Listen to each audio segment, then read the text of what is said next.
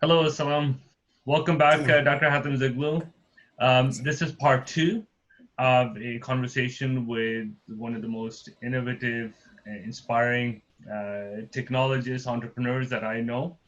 And if you haven't heard or seen part one of the conversation, please go and do that before you jump into part two.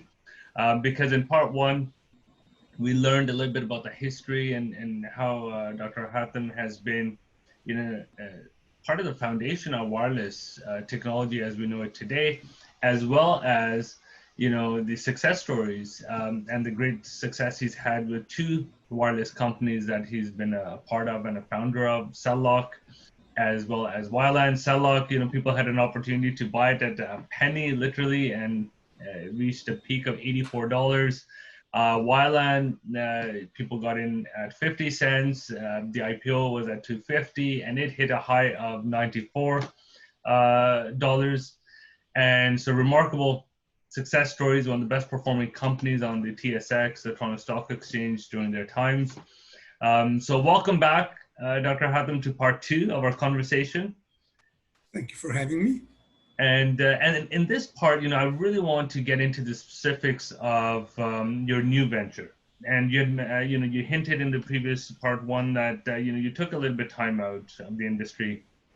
You I guess semi-retirement, but you can't keep a good man in retirement. You can't keep a genius sitting in retirement, and you bring a wealth of experience and expertise to telecom and wireless. And your new venture, innovation, is all about 6G.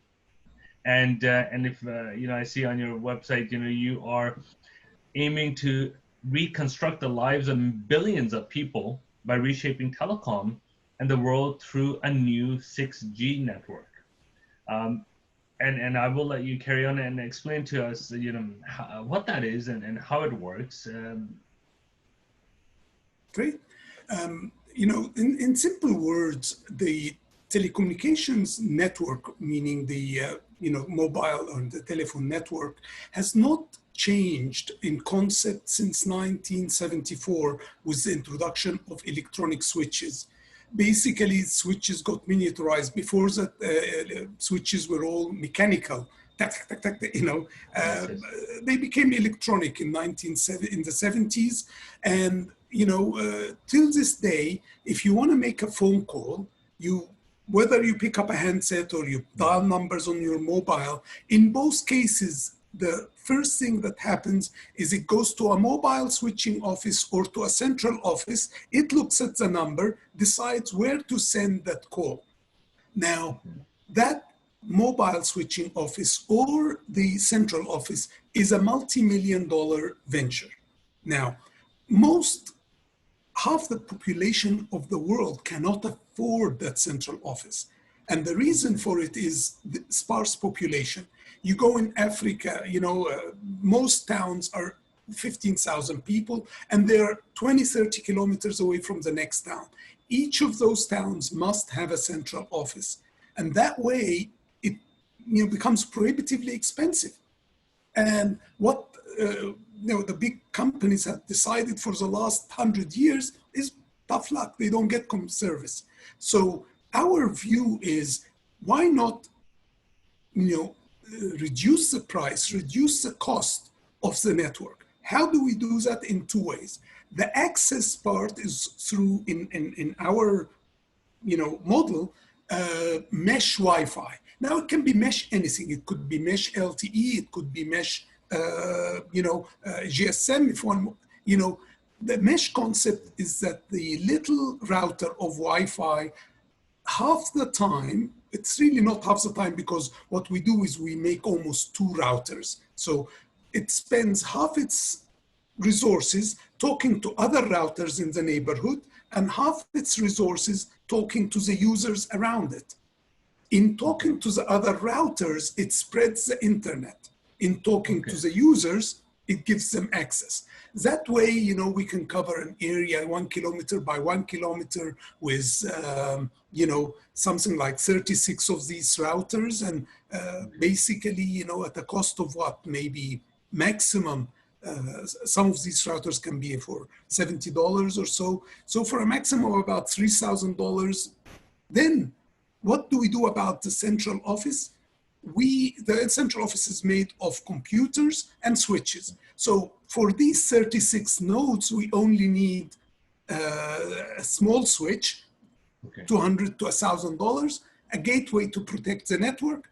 And then the key here is we add a server that's a blockchain server. This is what blockchain was made for, decentralizing centrals. Absolutely. So Absolutely. we decentralized the central office. So instead of having $1 million central office, we have brought it down to maybe $1,000 computer. So if you added all the numbers I talked about, for $5,000, I can do the infrastructure of these 15,000 people compared to before $1 million. So I can bring with this technology communications anywhere in the world and at relatively speaking high speeds, like this Wi-Fi is, I'm sharing between these people maybe 2 links, each 1.3 gigabits per second. So I'm sharing about 3 gigabits per second between 15,000 users. At any one time, there's only 1,000 of them active. I'm giving users up to a meg or 2 megs per second, which is phenomenal speeds to start with. Yes.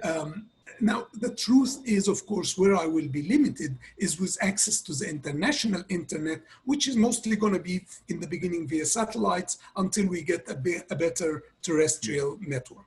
So that's really the concept in all simplicity. We think that by bringing communications to Africa, communications that these countries will own, they will own their infrastructure, they will own their data, which is a key element in everything these days. The next war is not about water or, it's about data. So, we will give these countries access to their data, control of their data, and we're working with the countries. We go in from the door. We're currently in Chad, and we got a license from the government to be a national operator, and we are, giving them lawful interception and everything that the phone company needs to give. Yes, and no, so it's essentially the decentralization of the telecom network, and being able to then be able to scale and roll that out much at a lower cost and at a quicker, I would expect a quicker delivery in terms of the mesh network.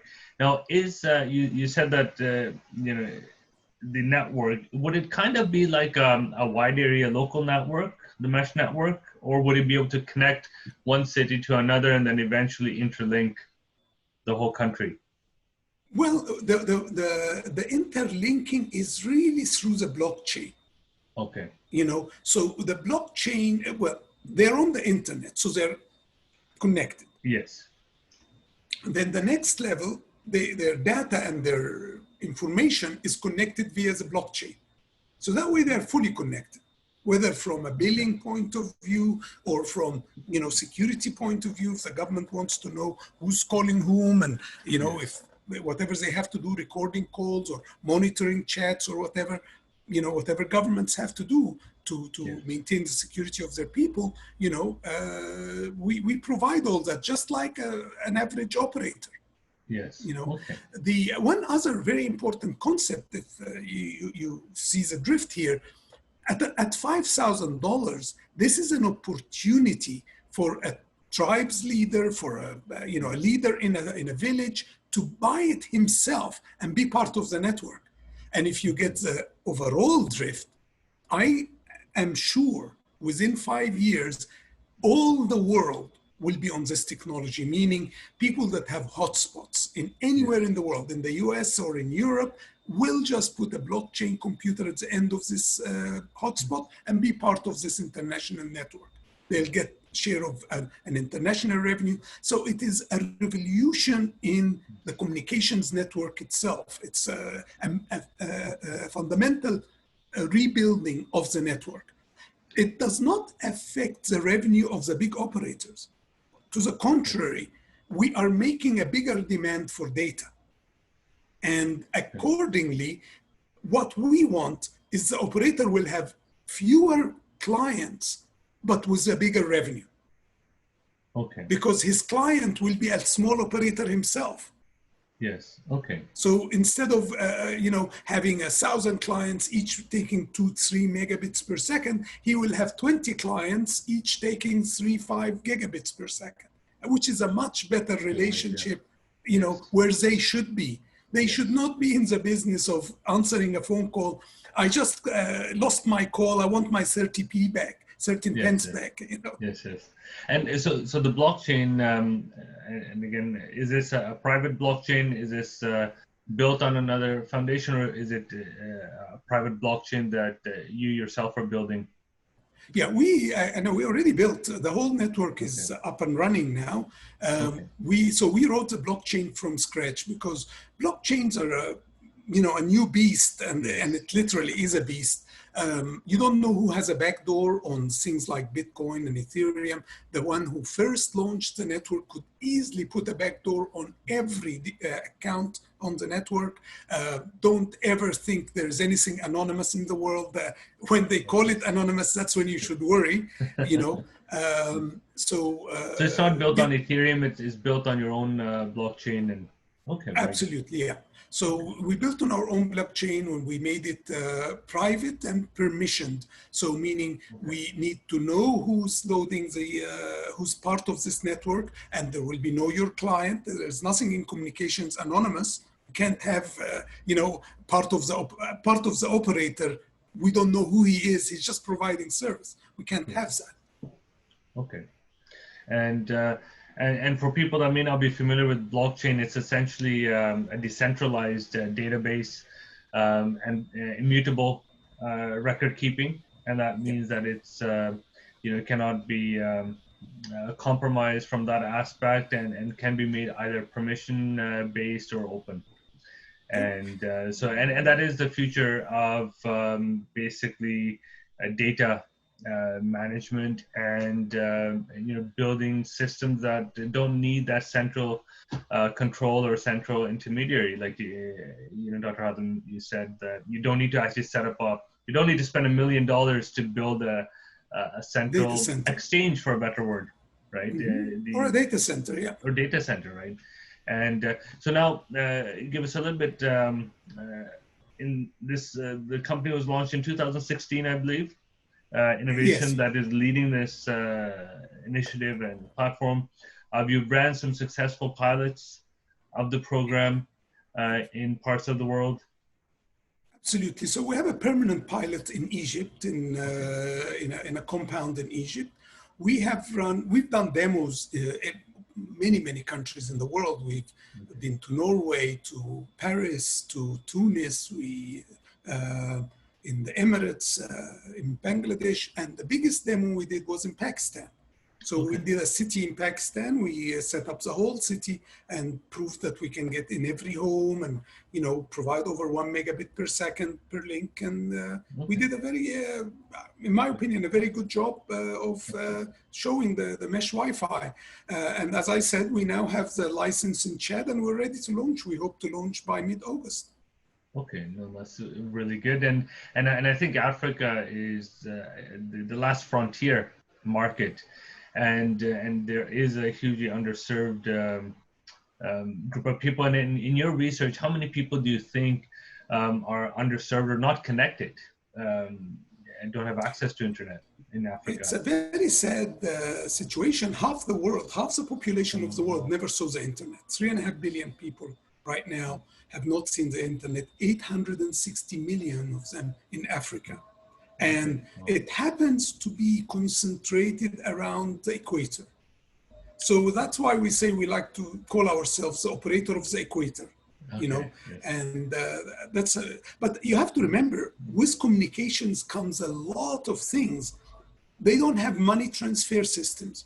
In most of Africa, they give two envelopes to the bus driver, one with the name of the person that, will pick the envelope at the end of the trip, and one envelope for the driver himself, and that's how they transfer money in most of Africa. Mm, They do it also over mobile, just with a simple SMS, and it's a very poor system. And, they charge them 10% for that. It's very wow. unfortunate, Yes. So they need communications and they need to join the 20th century. Yes. first, and then we'll take them to the 21st, hopefully by leapfrogging. These countries have a lot of resources, and if they know that the diamond in their hand sells in Europe for $2 million, they'll get their share of the money. But right Yes. now they think it's a $200 is a beautiful price. Yes. Yeah. No, no, that's a great point. And in Africa, even with financial technology, you mentioned, there's but you cannot implement any of those solutions if you don't have good and reliable internet, Yeah. right? Uh, you And know, so that is the Other backbone. sides is education. Yes. Many of these countries never saw, many of these villages I'm talking about never saw education. There is a country in Africa, without naming countries, only has one surgeon in the whole country. Oh You my know, God. Right. Yeah. we need this. We need it Yes. very badly. Okay. And Yes. there is a lot of money to be made, but you can make it. It's 1 cent at a time. You don't need to Yes. make it Yes. $100 at a time. Exactly. And there's a lot of money to be made for and with these people. Yes. Like it's not just a pure. It's not a charity. It's a very sound business, but Yeah. it will definitely help mankind. Yes, and that's what really gets me excited about innovation and bringing solutions to market that may impact and improve the lives of people and provide a great opportunity for investors to participate and help create that impact. And impact investing is a huge area, and that's something that I'm very passionate about. And in terms of the example or the project in Chad, now Chad has about, I think, a population of 15 million. And Right. how long do you think it would take for uh, your network or the 6G network to be able to provide coverage to the whole country and the population? We're anticipating in 3 years because if we had to do it ourselves, it could take longer. But Mhm. as we anticipate, and we've talked already to tribe leaders and so on, they will take it themselves and they will launch it themselves. Once we show them how it's done in a few, villages, they will then, propagate it themselves. So relying on that, I believe in less than 3 years, would have all of Chad covered. Now, we plan to be in a country every 2 months. So after Chad, there is Niger, and then we already have relationships in Nigeria and Cameroon. Partner companies of ours already have the licenses there. Sudan, once it stabilizes, will go in. Eritrea has only 1% of the population on the internet. Yeah, Wow. it's very sad. Okay. Yes. And no, it's and the funding requirement, because one of the things I do want to share with our audience is that we've been working with Dr. Hatim, and I think it's a great project, and we want to introduce investors and strategic partners, value-add investors, strategic investors, that not only believe in providing people better lives in Africa, but being able to be part of this. I think this is a game changer. And again, Absolutely. like Wyland, or if you go back 30 years, they didn't believe you in the beginning. You went out to AT&T and all these large organizations and large corporates. They move like the Titanic. Very slow to turn course, and they take long time. But now with a new digital decentralized world, there's no need for us to necessarily be waiting for corporates to back us. We should be able to build a community of champions who support innovation and impact. So with this, what is your funding requirement for, I guess, the first project, and then moving forward, how do you see that rolling out? And what type of investors are you really interested to speak with? To start with, if we look at, of course, covering the entire equator, that's a big sum of money. But Yes. what we want to do is take a step at a time. And the step would be a reasonable step in Chad, for example, would be $300,000. That would get us, not less than 15, maybe, or, I'd say 12, Okay. of those, they're called cities, Yes. going. And with that, we could easily provide those investors with good returns on their money, as well as returns their money if that's their preferred mode. And with that, so we need 300,000 chunks, I would say, to move and expand. Chad in total would need about $50 million to cover the whole country. But of course, we're cherry picking. So, first, like everybody else, of course, I mean, when we put the first network with the first 300,000, we'll take the most lucrative markets and we'll, go from there. But the profits from a network is, almost yearly, twice as much as the entire investment. So it's a very good business. Yes. And the other thing is we're also considering alternative funding strategies. So, we're looking at not just only equity investors, but, revenue sharing agreements, which are a great way for investors to participate and generate, participate in the income stream. Because one of the nice things is it's a very high cash flow business. Once the infrastructure is there, you literally have a license to print money, because every time people are using the services, a small, like you said, cents are being shared, but those cents or pence add up over time and become a large sum for investors. Absolutely. And no, that's great. Thank you so much, Dr. Hatim, for sharing that. And we'll have the links available, and people can learn a little bit more about innovation and some of the work that you're doing in the description below. And now to wrap off our conversation regarding 6G and business, we did a quick rapid fire of about 5 questions in part 1.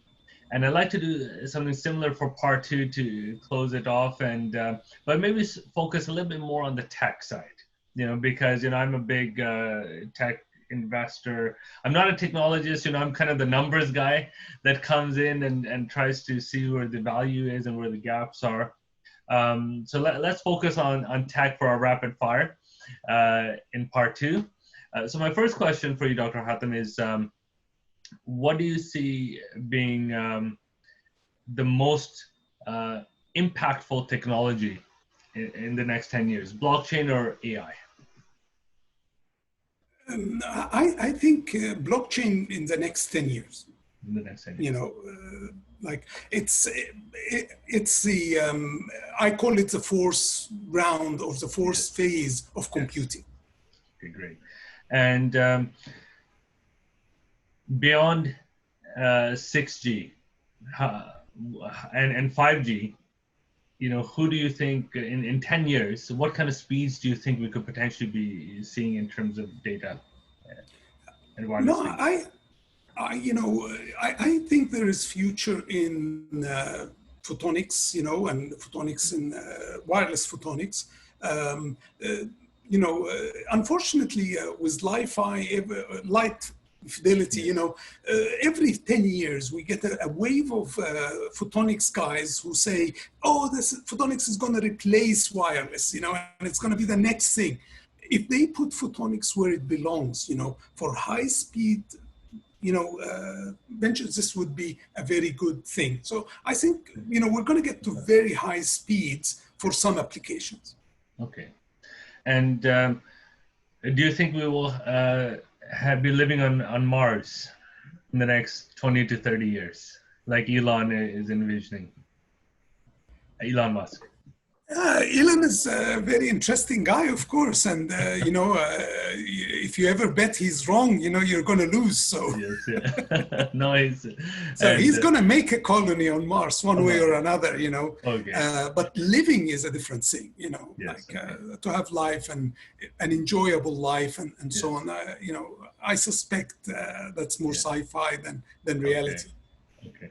And do you think, in terms of energy sources, do you think we will discover better and with oil and gas and the challenges? Do you think that we will be able to replace oil and conventional oil in the next 10 to 20 years? I think there are many. So the answer is yes. The simple answer is yes. Good. And last question, maybe not too technical. what's your favorite card these days? Because I know I used to like the you used to be a big fan of cars. I remember the Z3. I think you used to have and then in the Porsche. What's your favorite card these days? Or Actually, interestingly, I've always been a simple guy. So these days I drive a Nissan Qashqai, okay. but family generally pushes me to, Upgrade and yes, yes. yes. Have you driven a Tesla? What do you think of the Tesla's model or Oh, beautiful. I've been beautiful in them cars? Yes, many times. yes, Beautiful yes. cars, of course. Beautiful cars. Elon does And great job on his yes, work. Yeah. exactly. And we're not endorsing Tesla. I'm not a shareholder at this time. It's moved up so quickly, but no, it's phenomenal work, Tesla. And thank you so much, Dr. Hatem, for sharing your experiences and the insights on 6G and some of the great stuff you're doing in terms of creating real impact in Africa and Asia, and bringing internet to the rest of the 3 billion or so people that don't have access to reliable internet. And we look forward to maybe catching up with you in a few weeks or a month to see the progress and as you start rolling out in Chad and other parts of Africa. Thank you very much, Sahel, and good luck with your ventures. Thank you so much, Dr. Hatem. Pleasure. Thank you.